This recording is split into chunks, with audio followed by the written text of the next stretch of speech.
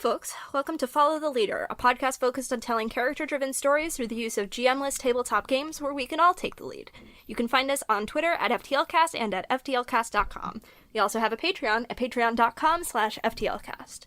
Today we're playing Memoria by A.Fell. Oh wait, that's me! For those of you who are new to this game, here are the basics. This is a game of mapping our history, as a couple, as a family, as friends, or as a partnership, over the long, long time we've been together, by exchanging stories. As players, we start with a larger picture, sketching a rough map of who we are together and who we are apart, where we start and where we end. Then we zoom in on certain moments, memories, or reminders, and build from there. I'm Kales. I also go by Mac. You can find me on Twitter at Citadel of Swords. You can get the game at citadelofswords.itch.io. My pronouns are money symbol pronouns. Playing with me today we have...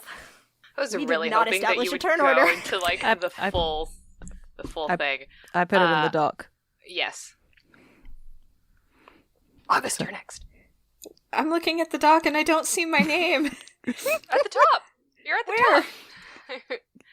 Oh, okay. Recognize your new name. I'm a professional! Do you need to go back to sleep? Do you need to nap? August, did you not recognize yourself? No, I was looking at motifs, genre, time frame. I guess I'm genre now. That's a dope name. That is a dope name. Actually.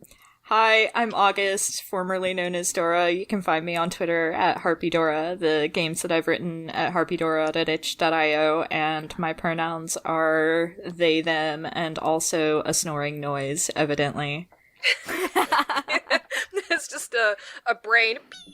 The sound of crickets chirping. Yep. What if I actually, edited in the sound of crickets chirping? Amazing. Those are my pronouns. You can't steal... Actually, no, you can. We can both have crickets chirping for pronouns. No one's gonna stop you. You sure you don't want the editor. I was going to say, you sure you don't want a cash register noise? Oh my god. god. I was really hoping that you would just do the full, cash register thing. Cash register, gunshot. Yeah. Amazing. It's my turn now. Mm-hmm. All right, time frame. Hi, time frame. Nope, I am time frame. My name's Mab. You can find me on Twitter and Tumblr at Little Lady Mab. My pronouns are she, her. I don't have good secondary ones because I am just that one. Just the one. Wasn't that funny? Yeah, it was. Yes, It was the delivery. It was amazing and perfect. And I'm Jade, still. And I think I'm going to continue to be. But I'll let you know if that changes. You can find me on Twitter at Jade Oxford Rose. And I use they, them pronouns. I wanted to do a good secondary set, but I completely blanked on it, so... Your other pronouns are what does the fox say? No, yeah, you have to understand, one, how important foxes are to me as a person, and two, just how much people have sung that song in my general direction. My cat did not appreciate the scree I just made. I'm also going to apologize to you, future August, for editing that. Alright. Our lines, which are things we absolutely do not want to see, are homophobia and transphobia, racism, sexism, anti-Semitism, violence against children and animals, sexual assault, domestic violence or intimate partner violence, and unwanted pregnancy. Our veils, which are things we're fine with addressing but we'll just fade to black on, are steamy situations, graphic descriptions of bodily harm, terminal illness, and pandemics and plagues. Now that we've got all that, let's get started.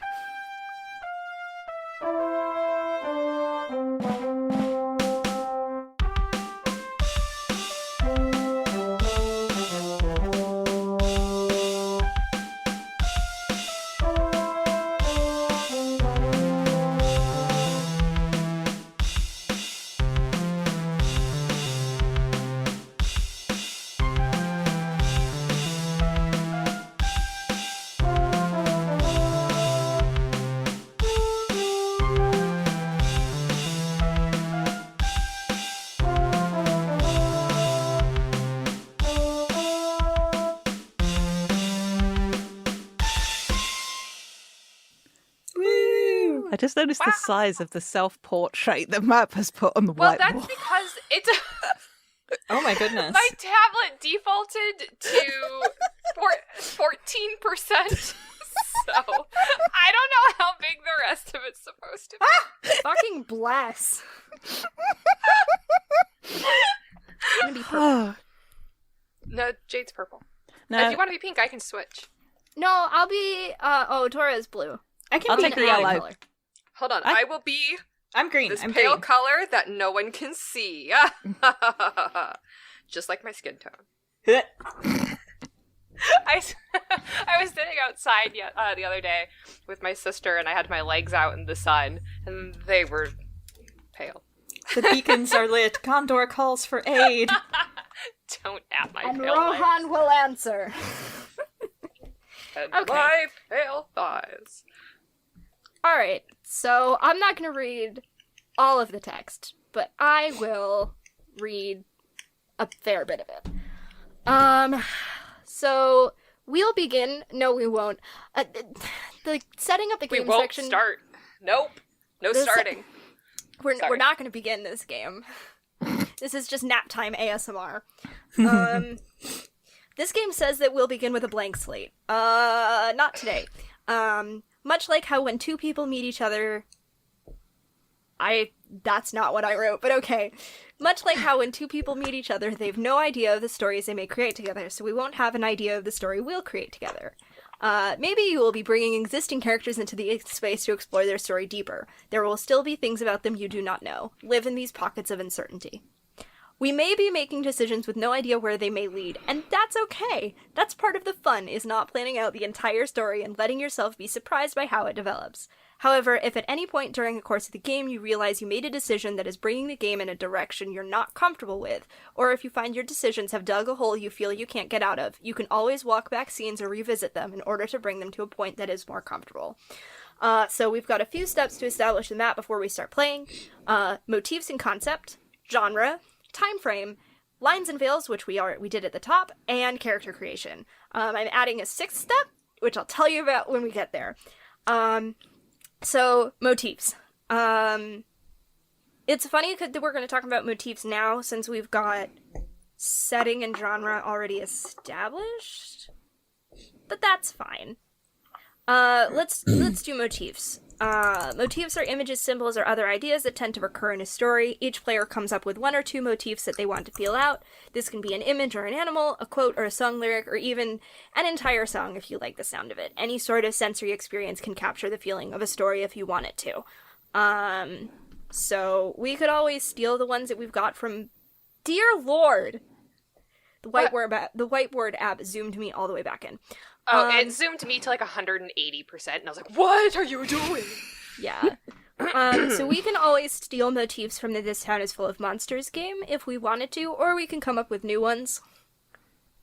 I'm just gonna throw a motif in here that I think about every time we hit this. Oh my god.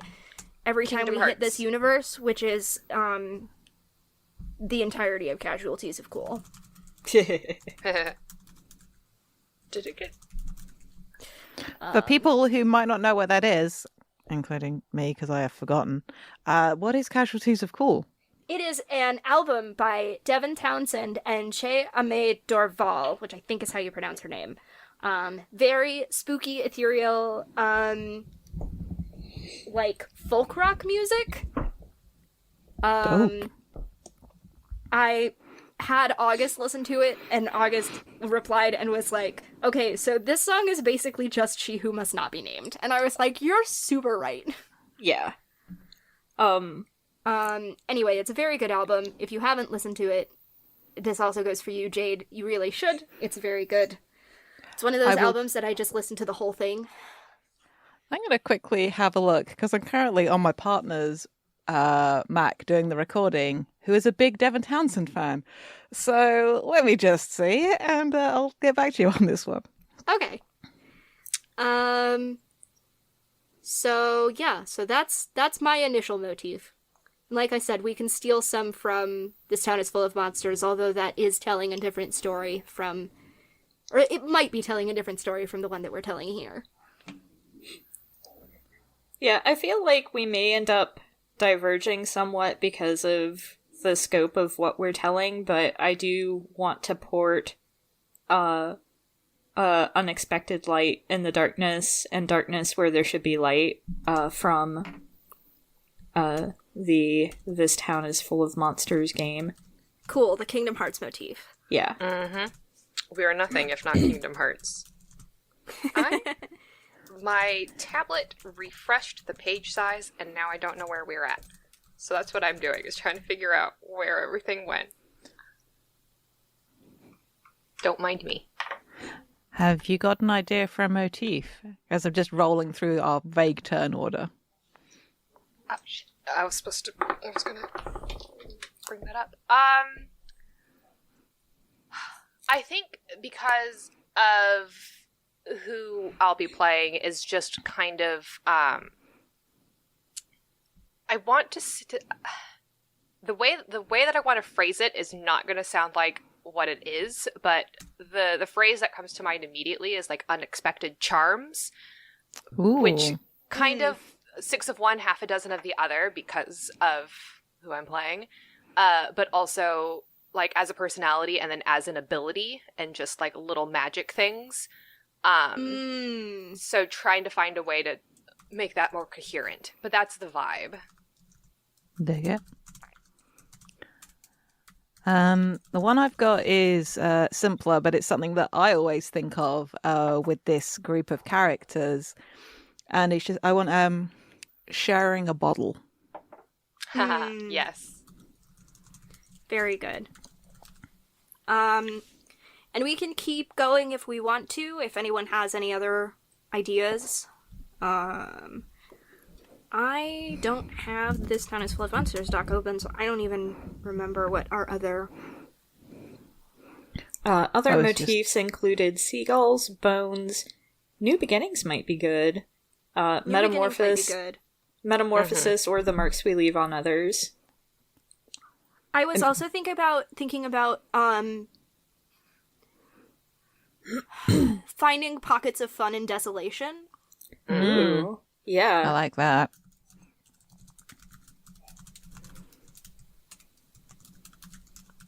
I think we've done a lot of really serious things in this universe.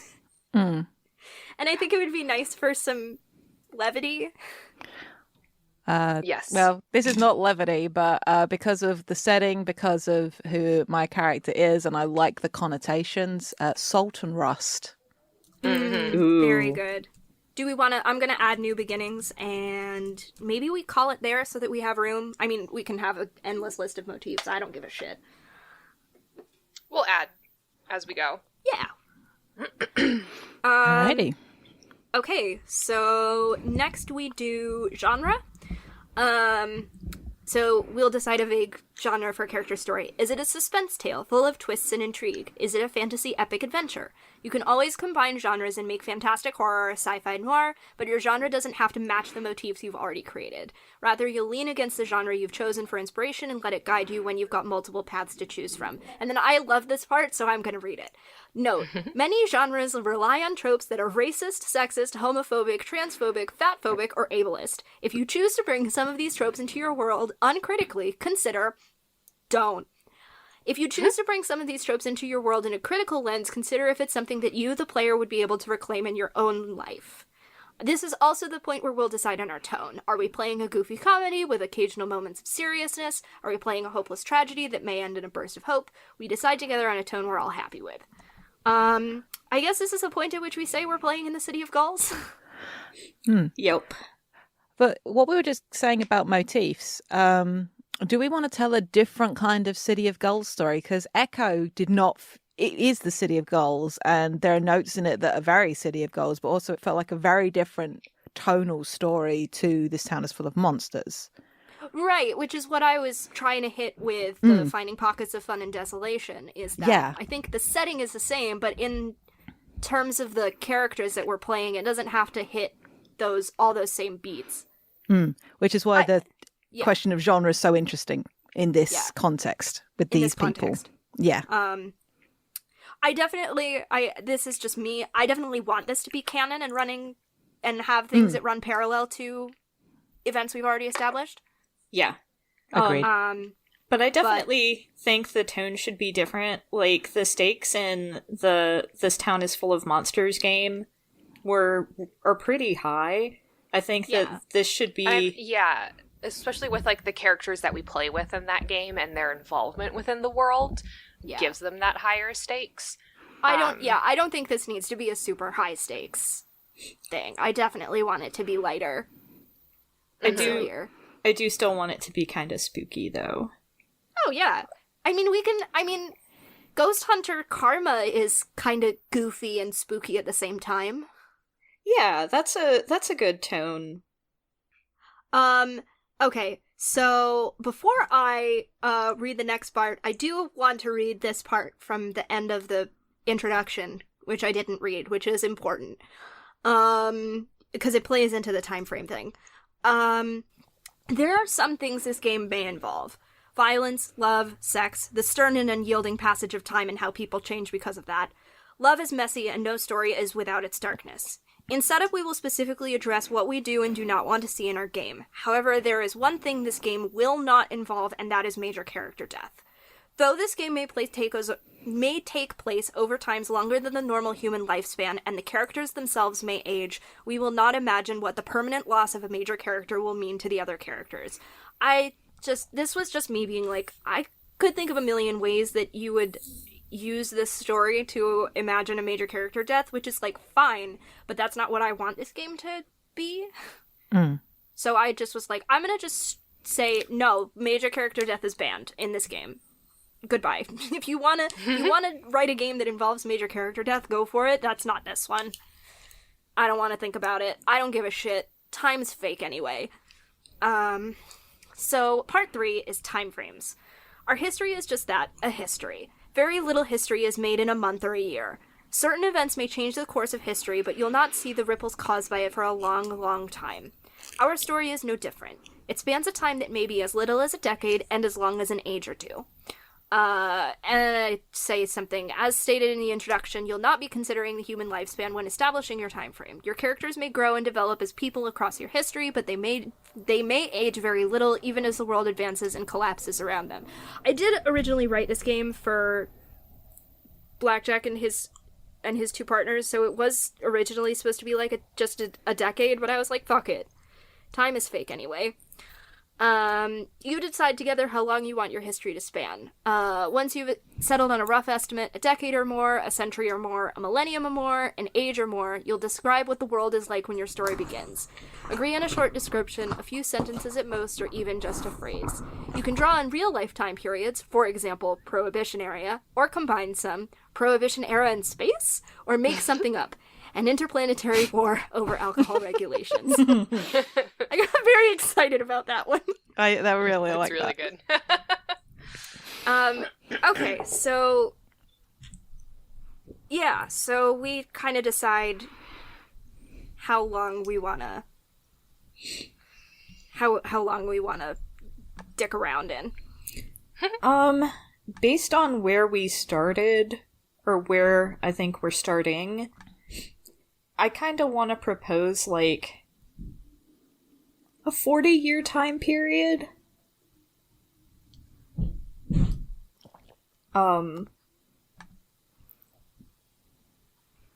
Just because it's like, I want to have a long way to see these characters grow and change, especially in the weird and wild world around them. Hell yeah. I'm down for 40-ish. And I think that also takes us past where, like, that takes us into the ages that they are in other universes, and then also past that. Yeah. Yeah. Finally, we get to see at the age that she is in her heart. and you can cut that out later, but I'm right, and I should say it. I'm leaving it in. You're not wrong. I'm only saying cut it out because we haven't actually said who we're playing yet. But... Oh, yeah. Do the beep again. Yep. Just beep it. Yep. Does anyone have a problem with that? We could shorten it or longen it. No, that sounds like a fun. Given the age that we've seen a couple of these characters already in this universe, I like that as a scape to play in, because they're probably human. Probably. We'll see. We'll see. But like, unlike other characters in the City of Gulls, these are not long-lived in the way that many people apparently are in the City of Gulls. How come no one dies? Because they're all playing Memoria. It's Yeah, good. Because you have a few immortals and Yeah. Weird reincarnation via egg. And space magic, but not. So where do we want to set the starting point for this then? Can you go back and forth? Or does it have to be linear? I mean, the actual gameplay won't be linear, but I want to get a gauge of since we already know who we are playing. I want to get a gauge of generally whereabouts they are. Sure. Let me put it this way: are we starting at the Echo game, or do we want to start before the Echo game? Yeah, I kind of like setting it a little before the Echo game. Yeah. They're not, and I mean, they're both 12. The two characters we know are both 12 in the Echo game, so it's not like we're making them babies. Are we gonna do older sister, younger sister, or are they gonna be the same age? That's a good question. I'm not 100% on that. August, what do you think? So, I really, for this universe, I do like the idea that, maybe my character is, like, a year older than your character, but, like, acts like, you know... 5 years older. Exactly. Yes. Yeah, that's very good. I mean, I do also like, and this can get cut out later, just knowing what I know from my experience as being the youngest person in my grade, you could have still been a year older than me in the high school fiasco game, too. Yes. There's no reason why we couldn't both have been in the same grade, but I've been a year younger than you. I have a bunch of friends who are all a year older than me, but we're in my grade in public, and I'm talking public school. I'm not even talking about college now. Yeah. I had a friend who was born in 95. I'm born in 96. We were in the same grade because of how cutoff dates worked. It just be like that sometimes. Yep. Yeah. So there's no reason why that couldn't also be true here. Now, I do love that she's a year older, but she acts like she's 5 years older. It's really good. Should we just, introduce who our characters are so we can just stop being vague about it? Yeah. I mean, yeah, so typically, I'm gonna say... Because typically when I say the starting point, it would mean more of what the setting looks like. Right. Before game start, because you wouldn't necessarily have all your characters created, but since we have a setting, have our characters, have vague time period thoughts, I was like, okay, let's figure out where we are timeline-wise, starting at the start, vaguely, so that I get a sense of how far are we going. Okay, let's do characters. What do I say about characters? It's a lot of talk about character creation. Okay, here we go. The first thing we consider is what sort of relationship you want to explore between all of the characters. This can be a romantic relationship, they can be related by blood, or found each other as family, or they could completely hate each other but keep crossing paths somehow. Wait, hold on a second.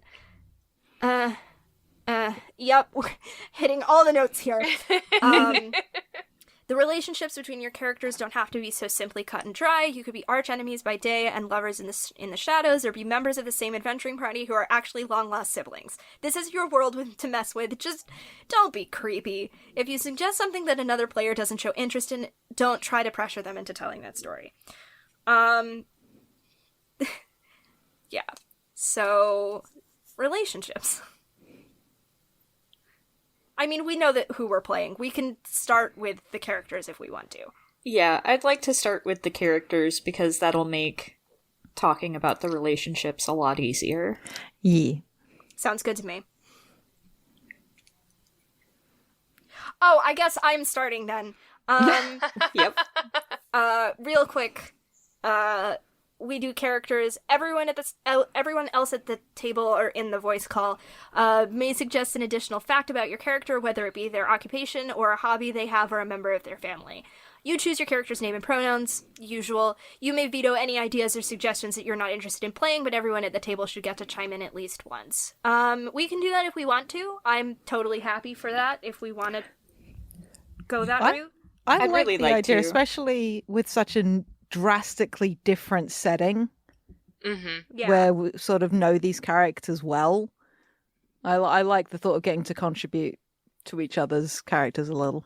There's a game that they played on one of the one-shots for Rusty Quill Gaming, and I forgot the name of the game, but as you're establishing characters, you build your character by everyone around the table asking you specific leading questions that are completely random leading questions. And it was like, how did you get that scar? And I was like, well, now I have a scar and I have to tell you how I got it. And that was just like a really fascinating way to like communally build someone else's character in a way that was just like, team building. It's really good. It's actually also one of the things I like, not to get sidetracked, it's one of the things I like about the For the Queen system, is that a lot of character creation happens during play. Yeah. So, okay, so I'll go first. So I am going to be playing Meryl Whitmer. She uses she, her pronouns. She is, well, we don't know very much about her at this point. I think she's just kind of a person. Yeah, she's just a kid. She's just a little punk. I'll invent... Maybe we invent roller derby in the City of Gulls now. Amazing. Good. She deserves it. But I don't know very much. We'll have to figure out exactly what she'll be like in play. Do we want to... We can introduce all our characters and then do the contributions after? Okay. Sure. Sounds good. Yeah. Sounds good. Run down the list real quick. So that's August. You're next. Yeah. So, hang on a second. Discord's being weird. It doesn't seem to be picking up. Yeah. It's all up there. Okay. Yeah. So I'll be playing, Soul Hawk. She uses, she, her pronouns. She has anger issues. Bless her. Yeah, I love and miss her. She's angry and standoffish, and I can't imagine going through puberty helps. Oh, God. This poor child. I'll be playing Kerrigan Kestrel, aka Carrie. She, her pronouns. Oh, God, she's so young.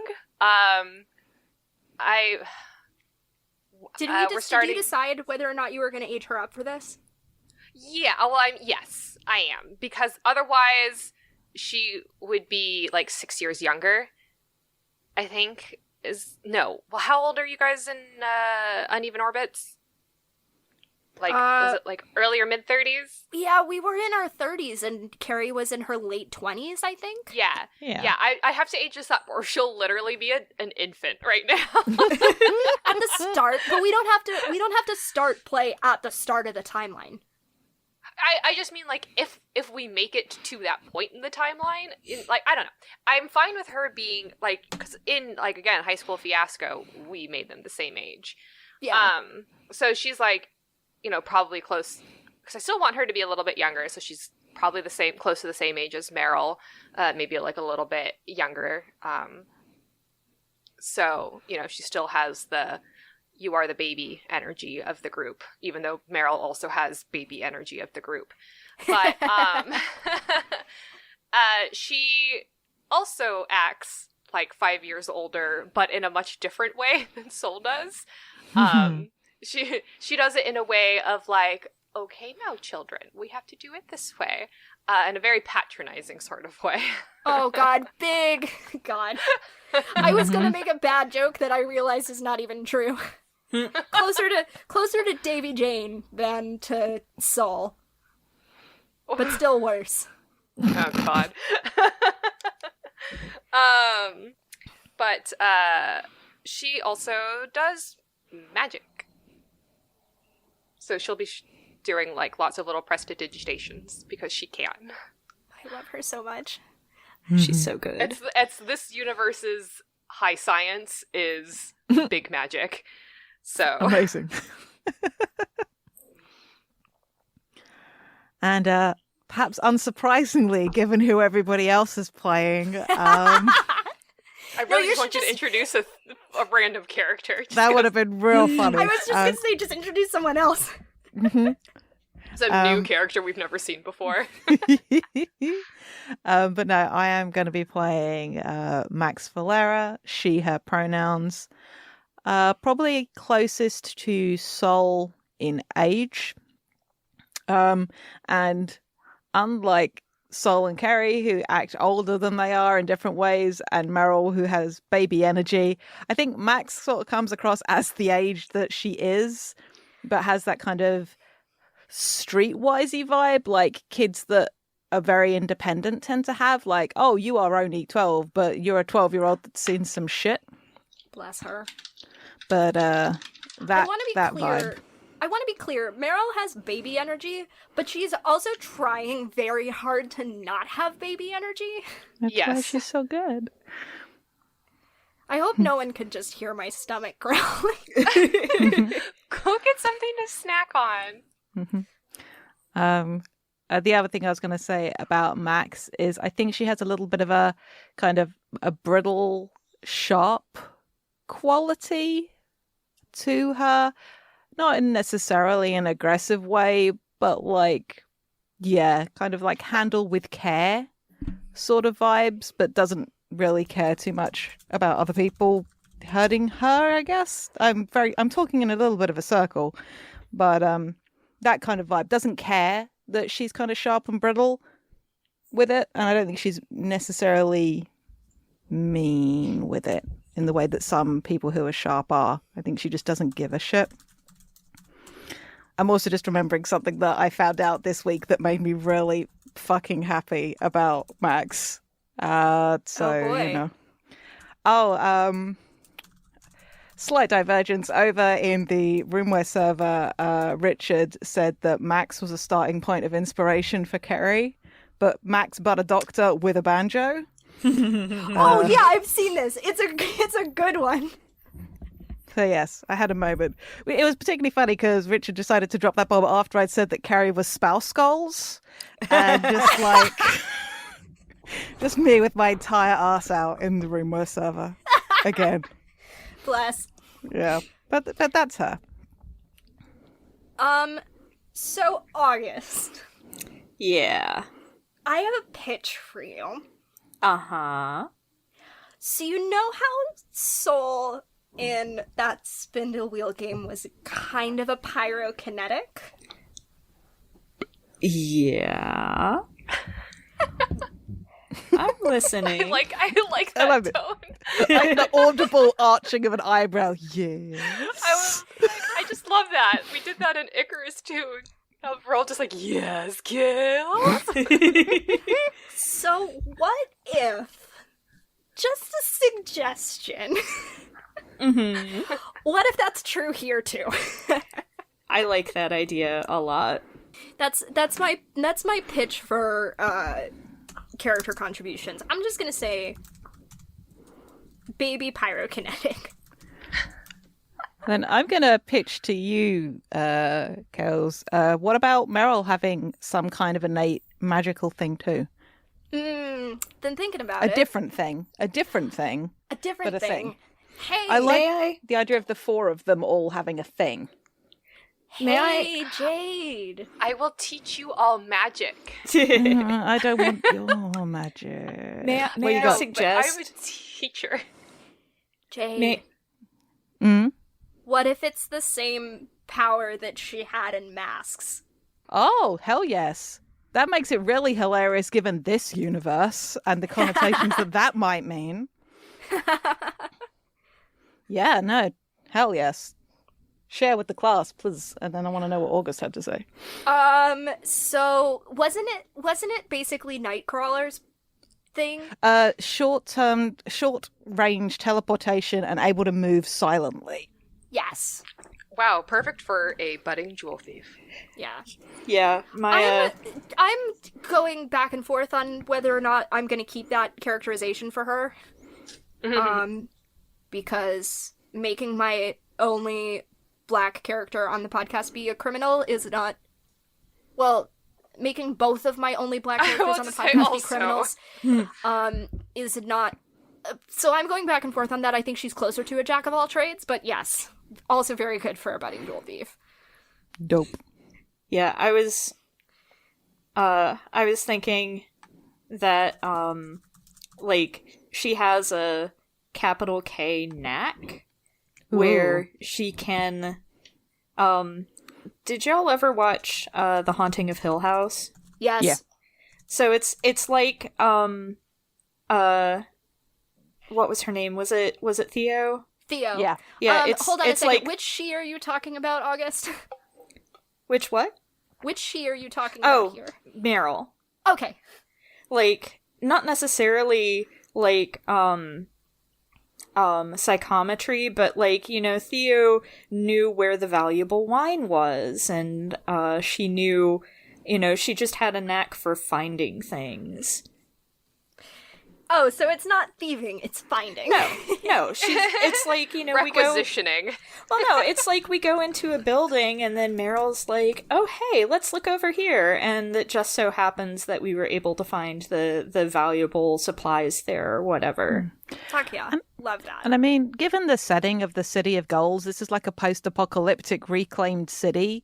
Like, a jewel thief is not the kind of thing you would expect to see, but somebody that can find things in ruins of value. That's a very different, moralistically, but still feels kind of in keeping with Meryl's love of finding things. Yeah. And when you're establishing a foothold somewhere, requisitions in that sense give you more of a, well, they're being repurposed for something else that everyone can use. Yeah, I mean, I'm just generally thinking along the lines of, like, I'm thinking about her general character, trying to pull it away from the criminal aspect.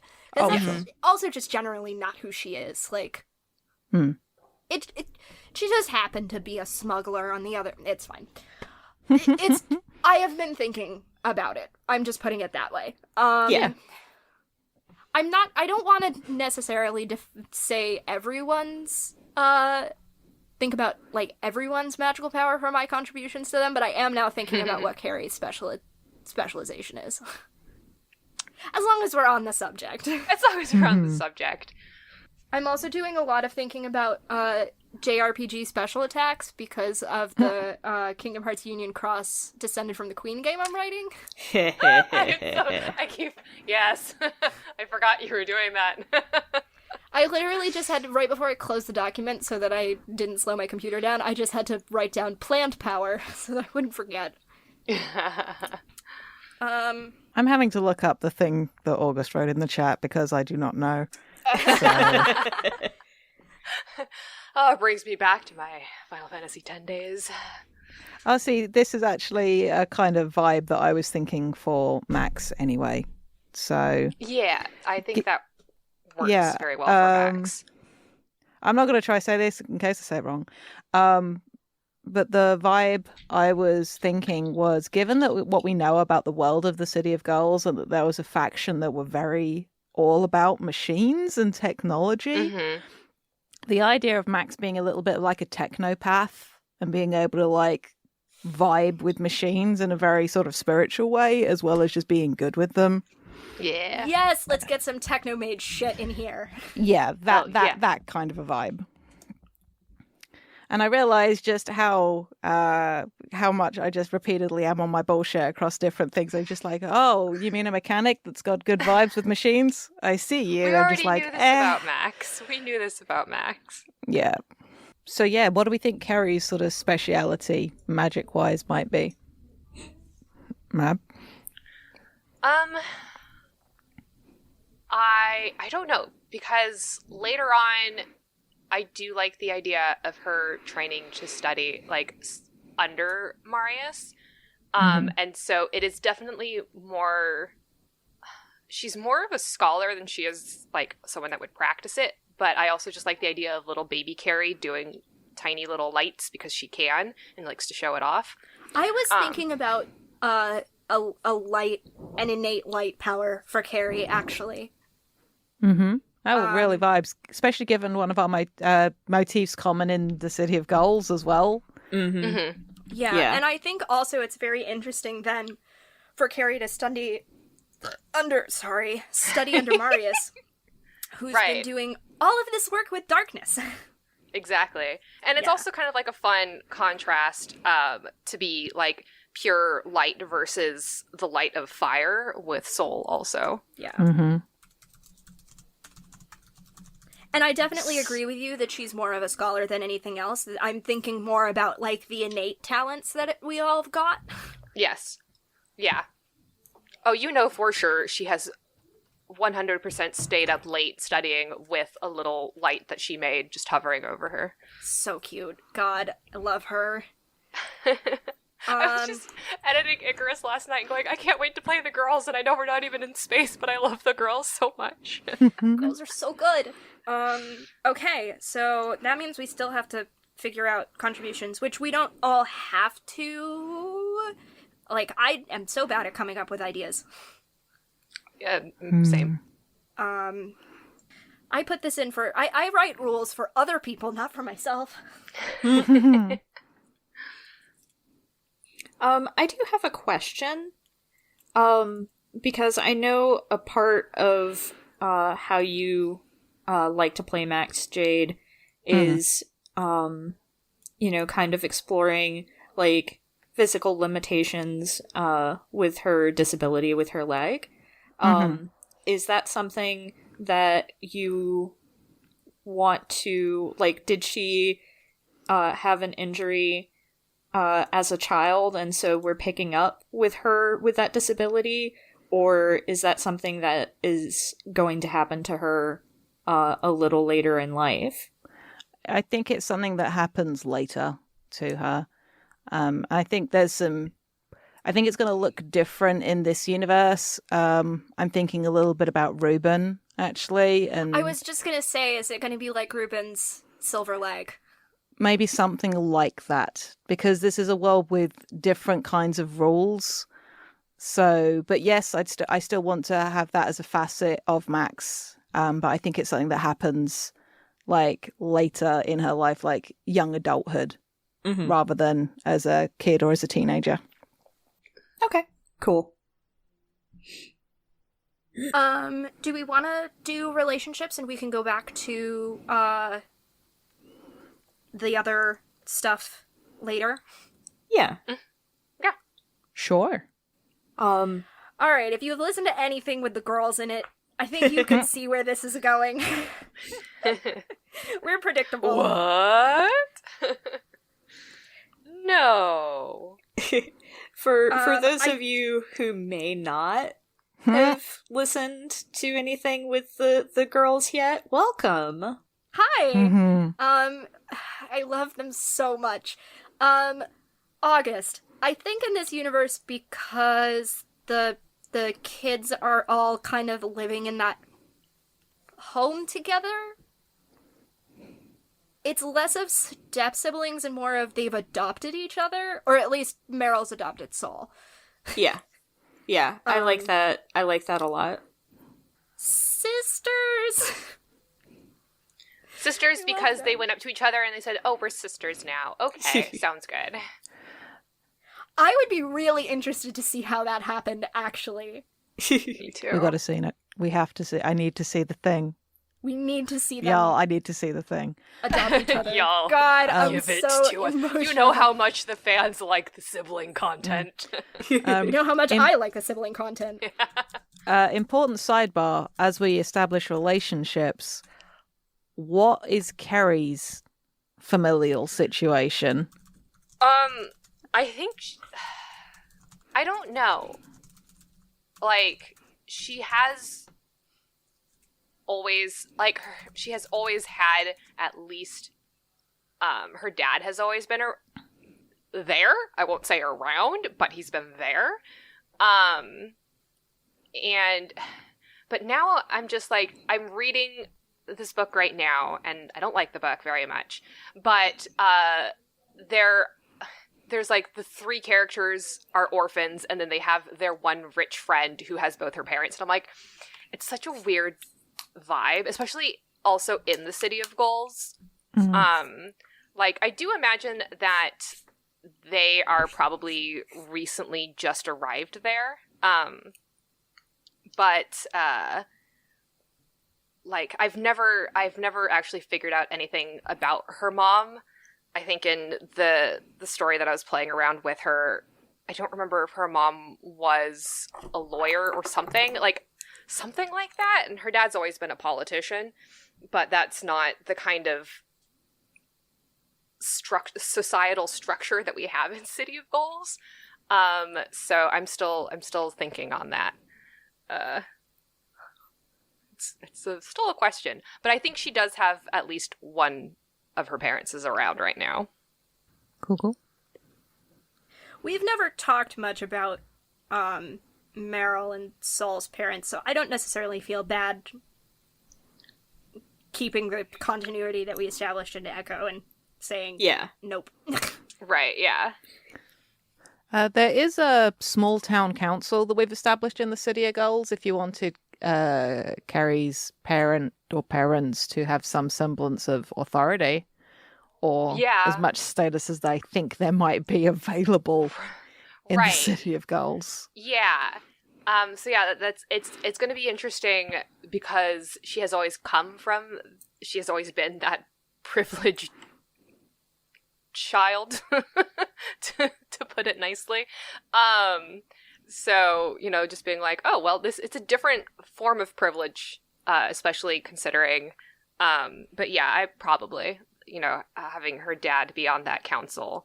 So in which case, maybe she's been here a little bit longer than the others, and she feels that sort of like, this is my town, I know things about it because I've been here, and I've, been here a while type of thing.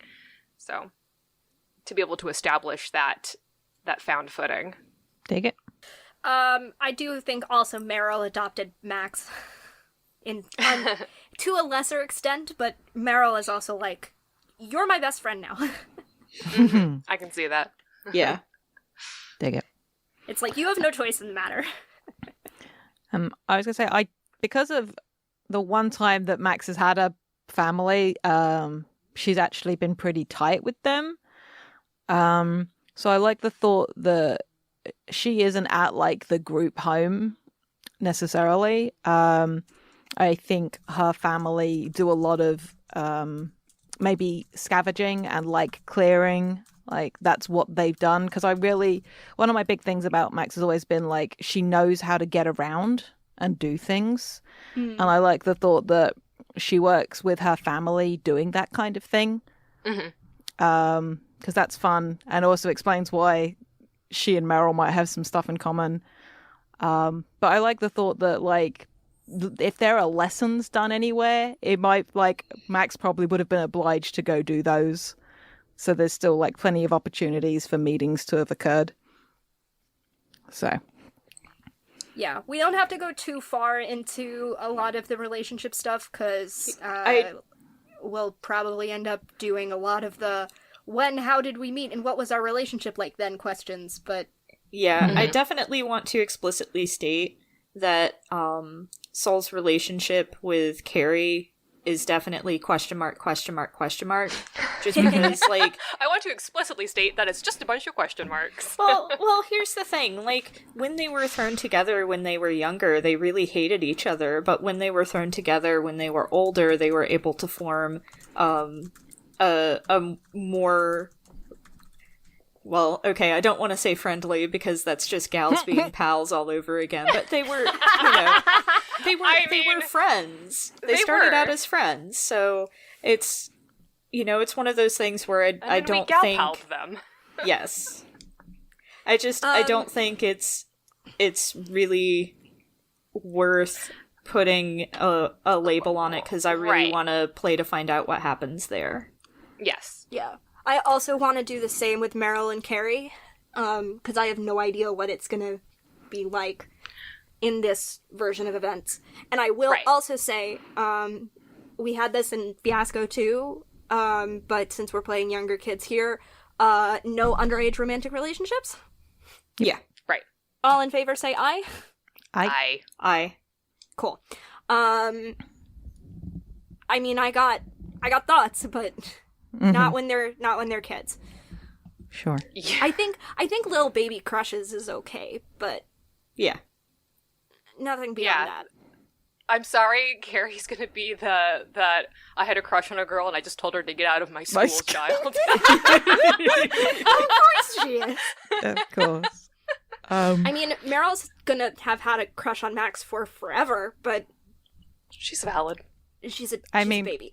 So Also, same, but like, because I love that characterization. Because that's something we might have to revisit, because every time we have played the Gulls, there's been a long-term separation between Max and Meryl that's been like heavily influential on their dynamics. Mm-hmm. So we can figure that out. yeah, Love I mean, it. I'm excited. Love a good but, reunion scene. Thank you. Yeah. But yeah, Mab, how do you feel about Max and Carrie frenemies since birth kind of vibe? Like, Oh yeah, I'm here for that because they've Like, always they're- had like that playful ribbing. yeah, I because think- I think it's like, you're as smart as I am. Do I Just- like yeah. this? I like to argue with you, but I like that there's always, even like in Fiasco they had it too, just like they snip, but it's always felt very fun a lot of the Yeah. time. It's Yeah. and it Like- starts to get like more fencing. fun between them in uneven orbits. I love their dynamic in Uneven Orbits. It just Uh-huh. really makes me happy. So, but yeah, I like that vibe of, oh, it's you. But then, like, people look at each other, do they hate each other or are they friends? And everyone around them is just like, Question mark, question mark, question mark. Yeah, everyone else sees it as question mark, question mark, question mark. But they're just like, They're I different like- kinds of question marks. yeah, I like the thought that they know exactly where they stand with each other. And there's a lot of Yeah. honesty. Oh, I Yeah. love that. That's so good. Because, like, It's also Carrie- just right from the get-go. We're never gonna kiss. It's never gonna work out there's between never us, been darling. that question. No, it's just like, No. No. ugh. Speaking of kissing, step 6. I love that laughter. Speaking of kissing, Speaking of kissing, step 6, which I have added for this game and for this game only, because I am who I am as a person, and also I know that it will make everyone laugh. So we're all gonna place bets on who's gonna kiss first. Amazing. I'm still on Max and Meryl always. Oh, so this is a brand new world, baby. I know. You don't I know. don't know. This is very silly. We don't actually have to do it. I just thought of it like an hour ago, gotta. and I was like, no, I need to say this. Yeah, my money's got on it. Max and Meryl. Smart money. My money is that one awkward time that Max and Sol kissed, and neither of them will talk about it anymore. Oh, when you put it that way. My money is similarly on Meryl and Carrie. But who knows? We'll see.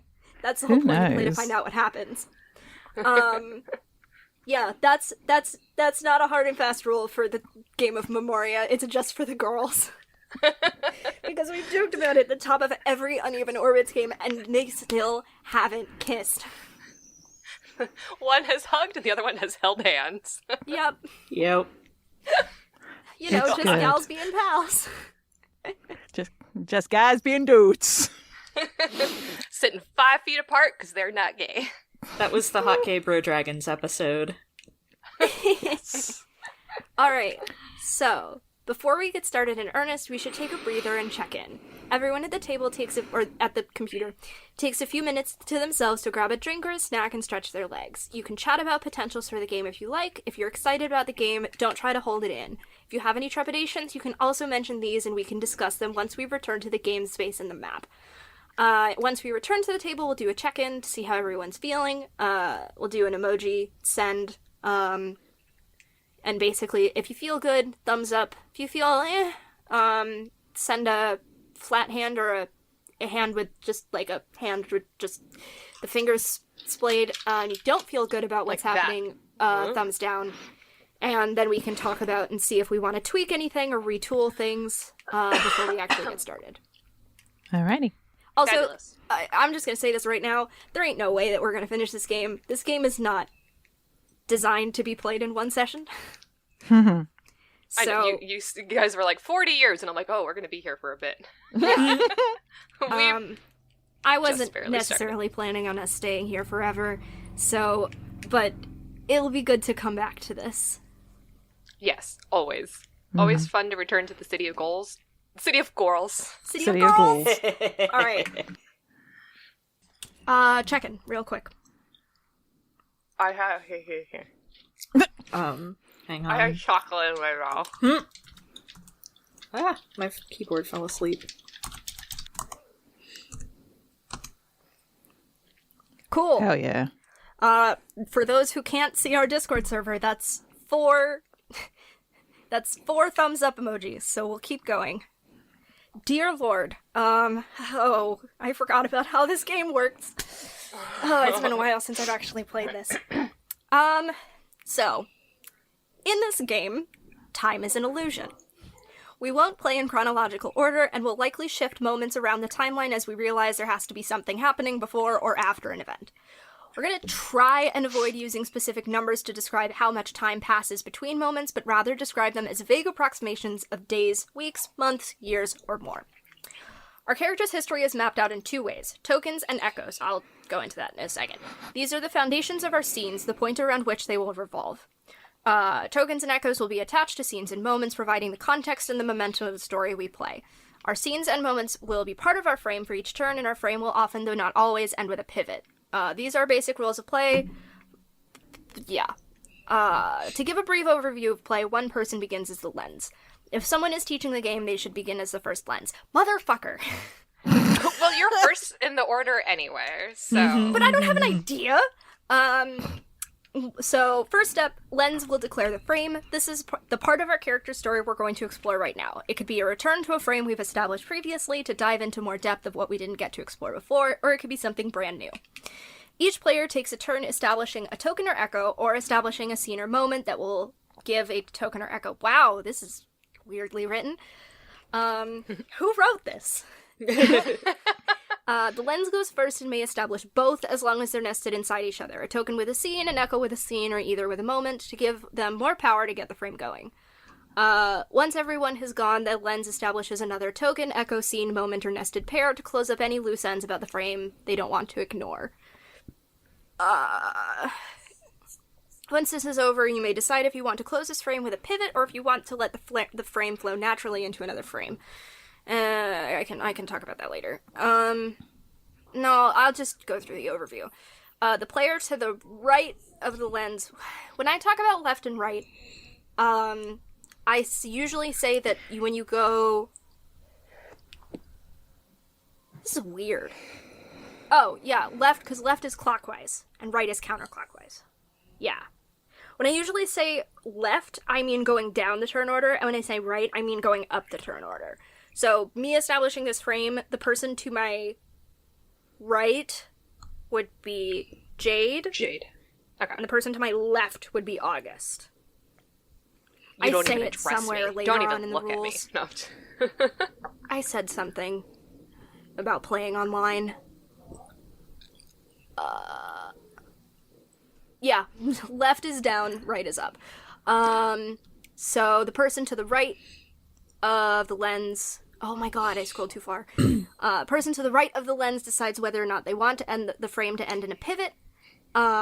This same player decides whether or not a character involved in the pivot gets a token or an echo, who does, and what it is. Character in question sketches a quick moment to illustrate this, so whoever... Yeah, we'll talk about that later if we decide we do that. Player to the left of the lens becomes a new lens, and play restarts from the top. So... And then you check in between every frame. Okay. Dear Lord. God, that means I have to come up with a thought about what the frame is going to be. Well, we said about wanting to see the adoption. Yeah. we could just do like young Young babies, youths. Youths. wee babies. But because Wee we little talked about babs. wanting to see like some of how these things sort of began, I think that's a cool place to start. New beginnings. Yeah. Which works because frames aren't necessarily, and probably shouldn't be, a strict time frame. Like, it can be, but it doesn't have to be. Alright. My partner just made popcorn and it was noisy and I can now smell it and I am so mad because I am not going to get any of that popcorn.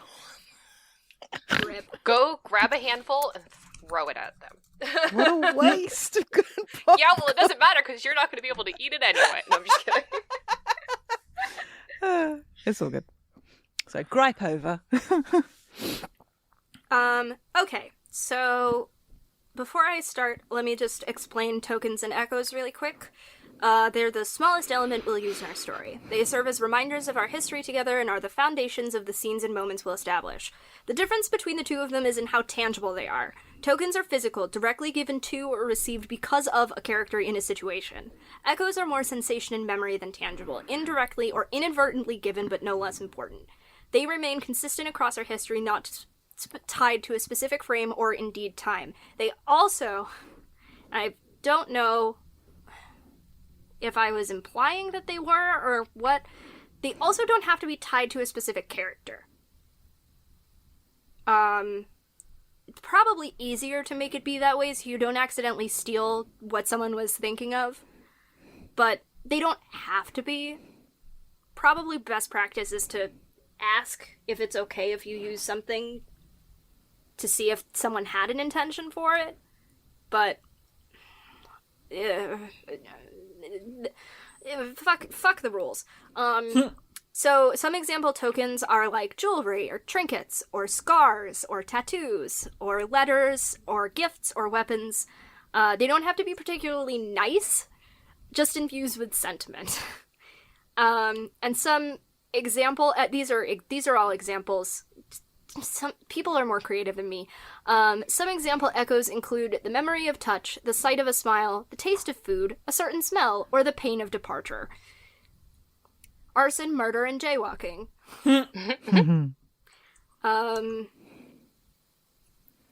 So I think it would be, and I think I talk about at some point.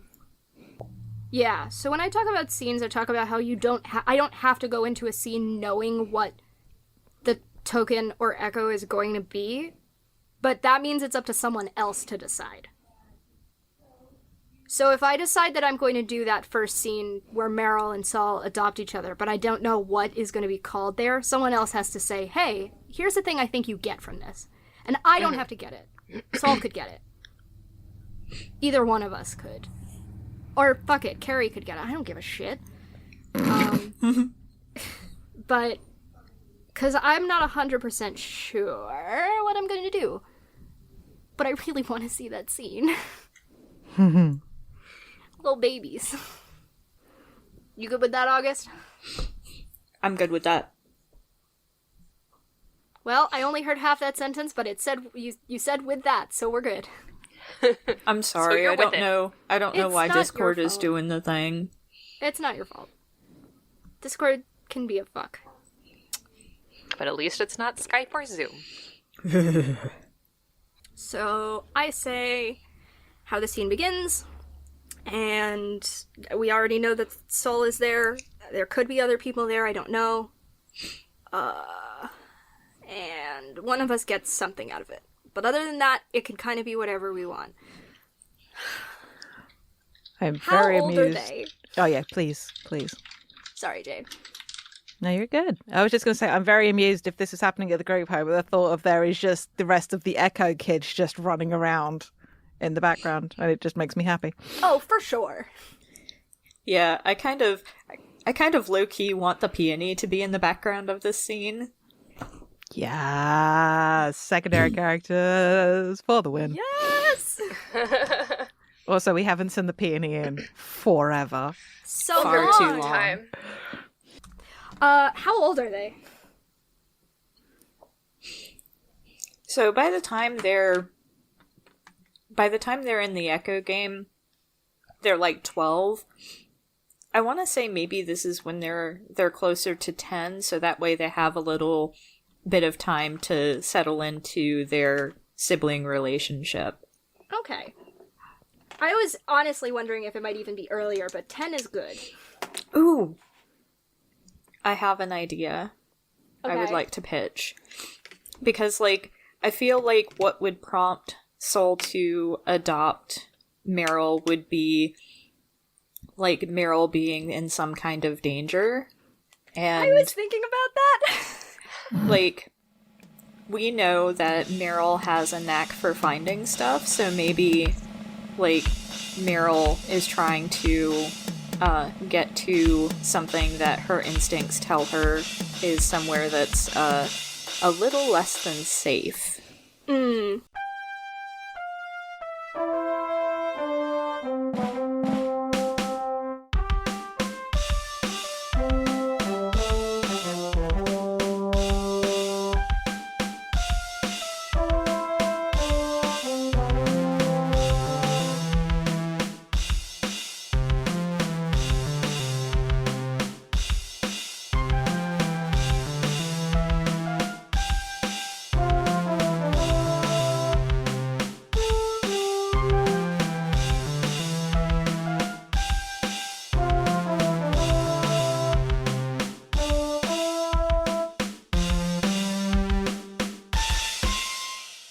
Hi, it's Zach, and I just want to thank you for listening. If you'd enjoyed this, please consider leaving a rating on your podcast platform of choice, telling your friends about us, or tweeting about us using the FTLcast hashtag. We're also part of a non-profit podcasting guild called Standing Stones Production. We do a variety of shows, including The Room Where It Happened, So Below, Animorphs Book Club, and Gay Space Rocks. We also do live streams at twitch.tv/StandingStonesProd. You can keep up with everything we do on Twitter at Stones_Standing. Unfortunately, Standing Stones was already taken. Your support means a lot. Thanks again.